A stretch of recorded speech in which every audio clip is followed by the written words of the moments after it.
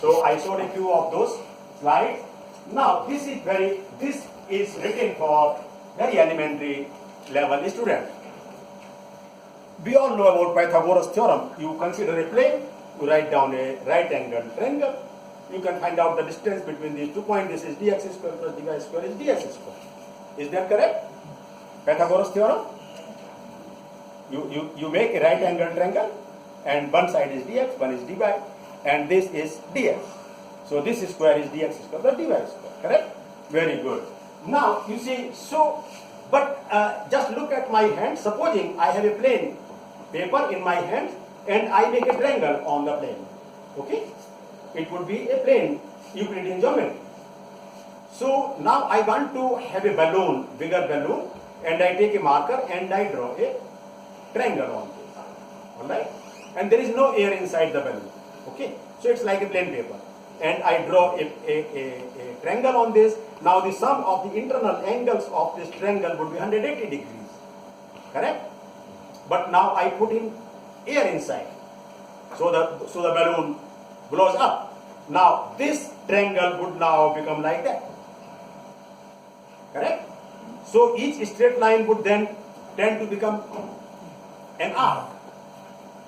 And now the sum of these angles, internal angles of this triangle, would no longer be equal to negative. Okay? So that is, now we are in Riemannian geometry. We have gone from Euclidean geometry to Riemannian geometry. Okay? Alright? So supposing I am going from here to Delhi, back. So we all know that the plane lies something like 10 kilometers above the surface of the earth. So, but it doesn't happen like this. I go vertically upwards 10 kilometers, then I fly to Delhi, then I come down by 10 kilometers. No, it doesn't work like this. You move from earth and you follow a particular path, which is almost an arc. Okay? This is mathematically, in the geometry language, it is called as a geodesic. A geodesic is the shortest path connecting two points. So in Euclidean geometry, on a plane surface, the shortest path is a straight line. But on a spherical surface, this would be an arc, part of an arc of a circle. That is geodesic. So so you already know the role of Riemannian geometry. You can't ignore it. Otherwise, we would be unsuccessful. You can't go 10 kilometers, then fly in a straight line, then come down there. It doesn't work like this. Right? Okay. So, that's my planet lost in Gaborone. Alright. So if I write this Pythagoras theorem, it was given to us some 1,000 years ago by Mr. Pythagoras. Now this is the same theorem, so like I say, all the equations of motion, they are generalizations of the Newton's equation. Similarly here I say, I simply keep generalizing my Pythagoras theorem. Very simple. So that's my own way of explaining things. So this is the Pythagoras theorem in 3 dimensions, dx square plus dy square plus dz square. I have a corner there and I connect it with that point there. Then this is equal to the square of this length, square of this length, and square of this length. Dx square plus dy square plus dz square. That's my dx square. Supposing I were to write it in 4 dimensions, I add dw square. Okay? I can imagine, not visualize it. And then I replace w by ICT. So dw becomes ICDT and its square becomes minus 6 square dt. Now I am already in the Minkowski space. So I can do my field theory in this because we live in a 4-dimensional Minkowskian world. We live in a 4-dimensional Minkowski space. Even though string theory gives you extra dimensions, but they can be compactified to tiny space of the order of 10 to the power minus 33 centimeters. So we don't see it. But we see that we live in a 4-dimensional Minkowski space. Okay? But then, this is not enough. If I want to describe neutron stars, protons, these boson stars, black holes, I can't work with this alone. So I need to generalize it. This is the simplest generalization. So this metric tensor G mu nu, ds square is actually given by G mu nu dx mu. This G mu nu is actually the gravitational field, which has 4 by 4 in a 4-dimension, 16 components. So I would have many terms, dt square, dr square, dθ square, dθ, plus dt, dr, dr, d phi, etc., all of them. And for the most arbitrary Riemannian geometry, all of them would be non-zero. But still, if I put some of them zero, some of them non-zero, and I the condition is this: I introduce ABCD, for example, and I write it in terms of spherical polar coordinates for spherical symmetry, because we are interested in spherical symmetry, black holes, boson stars, neutron stars, and so on. So for spherical symmetry, I have replaced dx square plus dy square dz square by dr square plus r square d theta square plus r square. Spherical polar coordinates. Okay, and these A, B, C, D, if I make them functions of x, y, z, and d, then they are fields. Okay, so then this is my Riemannian geometry. So, for example, all of you must have done somewhere in your courses electric field vector E and magnetic induction B. They are functions of x, y, z, and t. You recollect this? I am asking to the students. Your electric magnetic induction and electric field E in electricity magnetism that you write. They are functions of x, y, z, and t, right? So you are not told, but they are actually fields. So it's not a very strange thing. Only that you have not been told it in that language at elementary stage. They are fields. Magnetic induction, electric field vector. They are functions of x, y, z. So anything which is a function of x, y, z, and t is a field. So this is how we go from Euclidean space to Riemannian space. And this Schwarzschild geometry is a simple example of this, that this is a function of x, y, z, and t, this is a function of this, and all other things are the same. And this, you know, as soon as you put this equal to 0, this would be the Schwarzschild radius that I talked about earlier. So and this thing is actually derived in pure Riemannian geometry. Okay, I am telling it to you in a very simple manner, but this result is derived in Riemannian geometry. This guy, Mr. Karl Schwarzschild, was able to do it immediately within first 5-6 months. After the publication of the Einstein's theory of relativity. This guy solved that equation and found out the solution. I will show you that equation very soon. So now you have 4 types of black holes. These are called Schwarzschild black holes. They are neutral, charged, and they are non-rotating. And at Delhi University we have been doing research work. At the end maybe I will show you some paper. So this is, and much appreciated around the world. The American journals, they wrote some stories on our work of that we produced. If I add this particular term, then this would be also black holes. When I equate this guy to 0, there will be 2 values of r, rs and r plus, r minus. One of them would be event horizon, the radius of the event horizon, which is the Schwarzschild radius. But this would be charged. So charged non-rotating object. Similarly, if I want to have neutral but rotating object, I have to use another method which is called Kerr. This is Kerr-Newman, charged and rotating object. But they are all special, simple cases of the most general Riemannian geometry. Alright? Now, so now we gradually move to understand a little bit better about black holes. First, I explained it to you on the logic of the escape velocity, which was a first year calculation, okay? Or even you do it at the school level, I suppose. But at least at the first year mechanics level, you do calculate escape velocity, and if you make it, if you reduce the radius further, so that this becomes equal to the velocity of light, then that is Schwarzschild radius, and the object becomes a black hole. So anybody, even I, could be converted into a black hole, but I think you have to squeeze me up in a spherical object of radius of the order of, I don't know, some micro centimeters or many million microcentimeters. So, because for Earth it is 8.4 millimeter. If I could squeeze my Mother Earth into a imaginary object of radius 8.4 millimeter, my Earth would become a black hole. If I could squeeze my Sun to a ball of 3 kilometer radius, it would become a black hole. So, black hole is something. So, you gravitational collapse. Supposing I make all these balls move from all sides, then what would happen? All these tables, chairs, they would crash. Right? This is gravitational collapse. Simple way of understanding what is gravitational collapse. So inside these objects like black holes and so on, there is a gravitational collapse. So things are squeezed up. You see? And that is how it is being formed. So a black hole is a geometrically defined region of space-time exhibiting such strong gravitational effects that nothing can come out of it. Nothing can go out. Not even a photon. And therefore you call it a black hole because you don't see it. Okay? Photons also cannot come out of it. Nothing can come out of it. So, and the theory of general relativity predicts that sufficiently compact mass can deform the space-time to form a black hole. Okay, and let us not go into these details, but I like to add this last line. I feel very proud of this guy, David Finkelstein at Georgia Tech. He is now almost 90 years old. He's a great friend of mine, actually.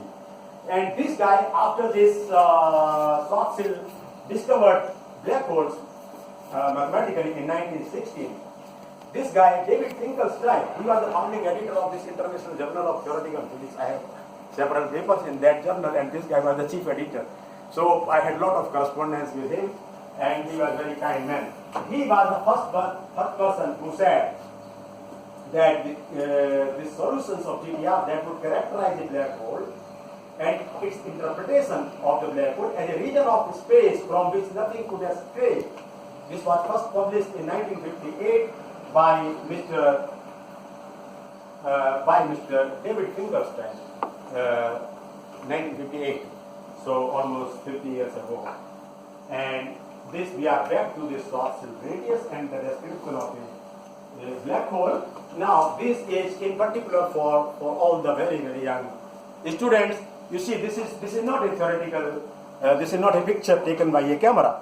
And this is a computer simulation of a black hole. So, simulated view of a black hole. You see, we have about this Milky Way galaxy, and there is a satellite galaxy near our Milky Way, which is called LMC, Large Magellanic Cloud, a nearby satellite galaxy or Milky. So this is, you see, the accretion disk, which creates very bright appearance. So here is the black hole, and this is the bending through gravitational lensing. This matter seems to produce this kind of appearance of a very bright arc. And this is achieved by, actually, this is done by young students. They have produced the simulation. This is computer simulation results, okay? So this is not mathematical analytic calculation, but this is also a computer simulated view of the CMS detector at the Large Hadron Collider. There was a lot of hue and cry in Delhi. I was there. Many news channels called me when this LHC wanted to announce the discovery of Higgs. They say that there was a possibility. In fact, there is. So some micro black holes are being formed there. So people thought, oh, would the world collapse? But if micro black holes are being created in CERN, in Geneva, in this experiment, maybe they would grow up and eat away everything, and we would be finished. The earth would be gone and the civilization would be gone. I told them, don't worry, nothing will happen. I will be back here. You can invite me again tomorrow to your studio. I guarantee nothing will happen, because they are micro black holes. Micro black hole is I don't have hairs anymore, but the very, very tiny fraction of the thickness of a hair. Okay, so that is the dimension of micro black hole, so nothing would really happen. But this is a computer simulated view created by young people who work day and night sitting in the laboratories. So you don't have to do theoretical physics for that. You have to be good at some numerical techniques on your computers. And so this is called gravitational lensing. Here is Earth, this is the sun, and this is some star, and the light is coming like that. So light is bending because of the presence of this heavier mass, because of the curvature of space-time. Mass creates curvature of space-time around it, and therefore there is a bending of light. If we do it like that, then we see as if the star is here. So this is the apparent position, but this is the actual position. Now, if the sun is replaced by a black hole, imagine, which is million times heavier than the sun, then there would be more and more bending. So that is how this was shown in my computer simulated view here. So this, you see, this is because of the gravitational lensing. Okay. So here is a black hole wrapping the space-time around it. Okay, this is a pictorial representation. Here is this is the black hole sitting in our galaxy, and this is the black hole is sucking this nearby star. Okay, so you see, black hole, once it is formed, it can keep growing it can eat away many things. Anything that comes close to the event horizon is gone. It's finished, it goes inside, nothing can come out. So here is a very supermassive black hole. And it is swallowing a star 300 million light years away. This is what you see. To remind my students what is a light year. The light travels from sun to our earth in 8 minutes. So you can know how many kilometers is sun from earth, and it is traveled in 8 minutes. Now you multiply it, you can calculate how much would it travel in 24 hours. Then you calculate how much would it travel in 365 days. So multiply that and you can find out how much is this distance. This distance is called as 1 light year. So a photon travels continuously for 1 year. The distance covered by this photon is called as the 1 light year. That is a new unit for the length, okay, at this astronomical scale. So this guy is sitting 300 million light years away. So it's a monstrous, supermassive black hole sitting at the center of our galaxy. They are present in most of the galaxies actually. So, but we don't need to worry about it. They are not going to eat us away today. As I said at the beginning, black holes are also not eternal. They also die eventually. So we don't need to worry about making further advances in our civilization. Okay, so I have told most of these things already. So you, there is a large number of black hole candidates, and many of them have been discovered. Supermassive black holes can be 4.3 million solar masses. One solar mass is, sun is so massive that even if you add the mass of all other planets, which you would call as a solar mass, so there is hardly any difference, because the mass of all other planets put together as compared to the mass of the sun is negligible. So all of it together is in this new unit called as the solar mass. So 4 billion times heavier. So you can have very, very supermassive black holes, and sometimes when they are binary system, you see, you must have heard recently that the Nobel Prize went to the detection of the gravitational waves. You remember that? What really happened? That these two binary, what is a binary? Binary system, they keep revolving like that. It's like dancing. You catch, hold hands. Okay? The younger people do it. I can't even do it. So the boy and girl, they hold their hands like that and they can rotate like that. That is a binary system. So they rotate about each other. Alright? So if you have supermassive black holes forming a binary system, they are going like that, and if they happen to collide, then those gravitational waves were produced, and they have traveled millions of light years, and then we detect them on Earth now. So we are smart people. I would suggest that the Botswana also should join this effort. India has now agreed to, so they have LIGO, this experiment in USA, where they have this, where they detected them. Now even second detection has also taken place. I have forgotten the place where it is. So this was another second event. So it is always so. If when these supermassive black holes forming a binary system, then they come and collide each other, then so how many minutes more? Another time? 2. Oh, but in the timetable you gave me up to 1. Anyway, I would make it short. I'm joking, but so never mind. Now let me explain to you this white hole. The interesting part of the story is now going to follow. So a white hole is a hypothetical region of space-time which cannot be entered from outside. Now this is the reverse of a black hole. Black hole is sort of, I said that you consider an imaginary surface called event horizon. So anything that comes up to this goes inside, nothing can come out. Now for a white hole it's the opposite. So in white hole nothing can go inside, only things can come out.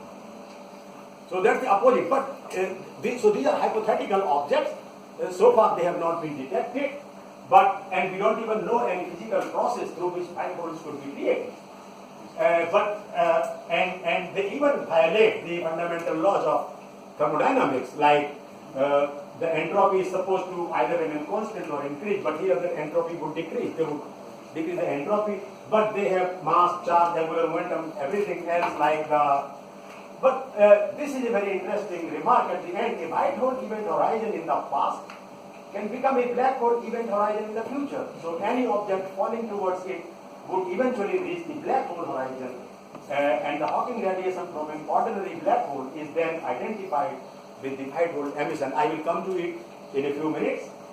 So some of these end products are neutron stars and boson stars and things like that. They are the densest objects in the universe, and they are the smallest, so 11 kilometers. But boson stars could be bigger. One of my PhD students had just got his PhD in September on boson stars using these techniques. I will show to you in a few minutes.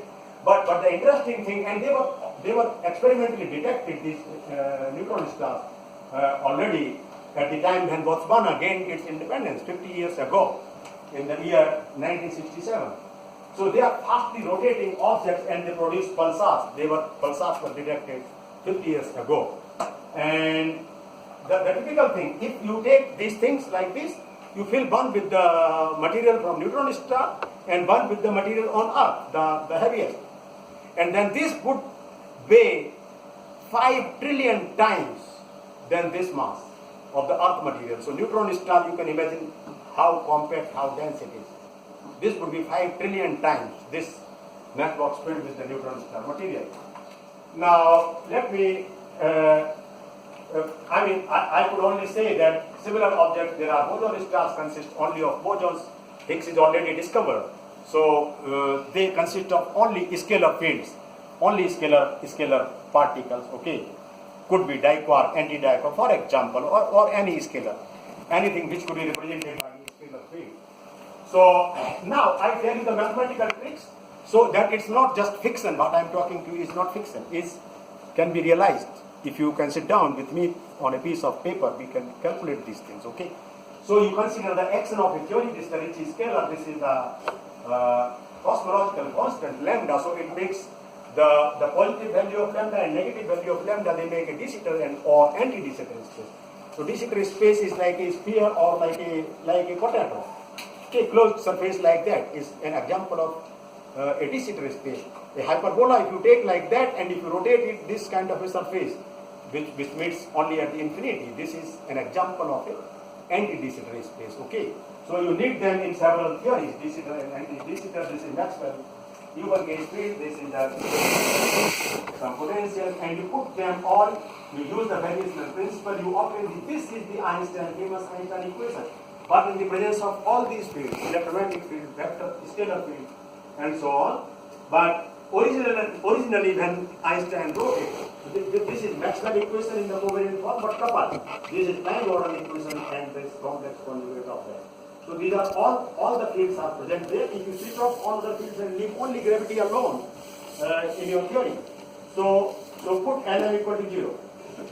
Put Lm equal to 0, then that would be just that Einstein equation which Mr. Karl Schwarzschild solved 100 years ago. So you see that was the fundamental thing. Now even if I solve this equation, it would not be called a great thing because now we know the techniques, how to do it. So, and supposing I take this for the Riemannian geometry, this metric tensor, ds square, then I can convert these equations, these field equations into these. Now these are 4 differential equations, non-linear coupled differential equations, and some younger students, if one has to really work with a person like me, one has to be able to understand the technology, how to solve them numerically, because analytically you can't solve them. So these are first derivative, first, second derivative, and they are coupled. You have all these fields appearing here and there in prime, square, and so on. So they are coupled non-linear differential equations. The guy who is working with me, one boy who got his PhD, he's a genius guy, and he can solve them to find out exact solutions. Another person is now working on wormholes, which I would explain briefly. So, oh yeah, I'm already there, so don't worry. I can see the end of the tunnel, or you can see the end of the tunnel of my talk. I will finish in a few minutes. So, wormhole like black holes, but it's not like that. Wormhole is any compact region of space-time with a topologically simple boundary, but with a topologically non-trivial interior. So interior is and a wormhole could connect two different space-time points. Maybe one of them is in Botswana, one of them is in Delhi. So if you follow that path, in wormhole is a path.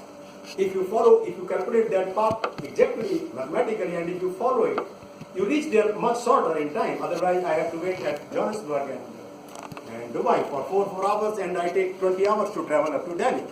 But if you follow the wormhole, maybe you travel it in some minutes or seconds. Okay. So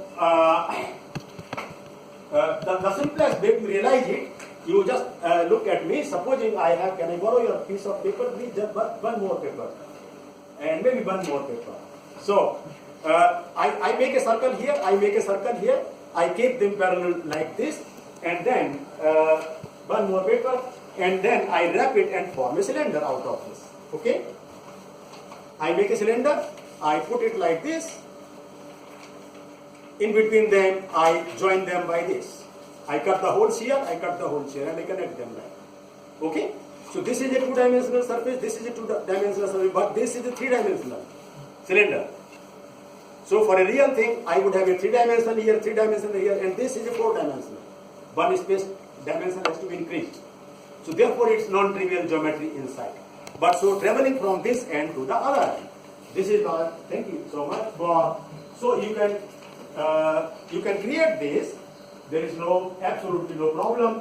Now here is one mouth of wormhole, this is another mouth of the wormhole. Supposing Earth is here and the nearest star here, which is maybe, I don't know, millions and millions of kilometers away from us, the nearest star is called as Alpha Centauri, which is 4.22 light years away from our solar system. So if you travel using the usual path, even if you travel with the speed of light, you need that much time to reach there. But if you follow the path created in this wormhole picture, then you arrive there in a much shorter time. So using this technique, now one of my students is doing his work on wormholes. So if you calculate correctly the wormhole, the mathematical techniques are just the same, except that you make the kinetic energy of the field as negative kinetic energy, so that it's a ghost field. Ghost fields do not have positive definite inner products. They have negative norms. Okay, my quantum mechanics friend has disappeared somewhere. So if you have non-positive definite inner product, then that is a ghost field, and it does not fit into the scenario of a Hilbert space. What is a Hilbert space in quantum mechanics? Any space which is characterized by positive definite inner product is a Hilbert space. So this is another pictorial representation of the wormhole. So you see what happens if you accelerate one mouth of the wormhole at relativistic speeds with respect to the other mouth. Then what happens if you enter one mouth and you come out at the other? It's possible that when you enter here and here, you measure the time with the same clock. You enter here at some time and you come out here. You can come out here at the other end even prior to the time when you entered it. That would be time travel in the backward direction. So these are the two mouths of a wormhole leading to two different space-time points, maybe in the universe, maybe in different universes. You can go intra-universal travel, okay, intra-universe travel from our universe to some other parallel universe. You can do that. So one end has to be in one and another end has to be in another space. Okay. This is just an example, trivial analogous situation of a periscope, which all of you know at your school level. So you sit down under the sea water and you have this periscope, and this mouth is kept outside the surface of the water. So the light comes from here, goes here, and here you receive it in your lens. So this is kind of wormhole, is kind of an analogous situation to a periscope. And this is a computer simulated view achieved by a young fellow in Germany at the University of Tübingen. So one end is open. This is a square in the Tübingen University in Germany, and the other end opens up in the north of France near the sea, called as Boulogne-sur-Mer, in the north of France. So that is being done by the young people actually. Okay, it's a true thing which I am showing. So now after knowing what a wormhole is, it is possible to construct a time machine. It's possible to make it possible traveling in time, like I have just traveled in space from Delhi to Gaborone. So I'm a space traveler, but we could have time travelers coming from past or future. Because the fundamental laws of physics, fundamental laws of relativity, they do not rule out the possibility of a backward time travel. Okay, so in the forward time travel, please read this very carefully. The forward time travel has been experimentally verified.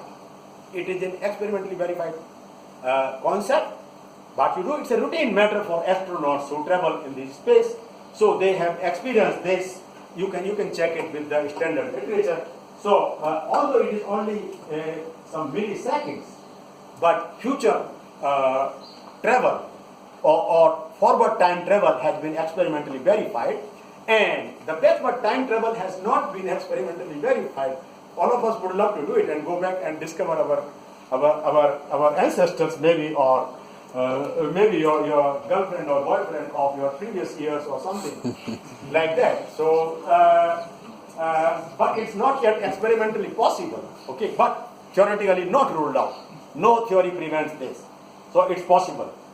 With full confidence, I declare that it's possible to make time travel, and it's not ruled out by any theory. So this famous book in 1895 by H.G. Wells, it was on the time machine.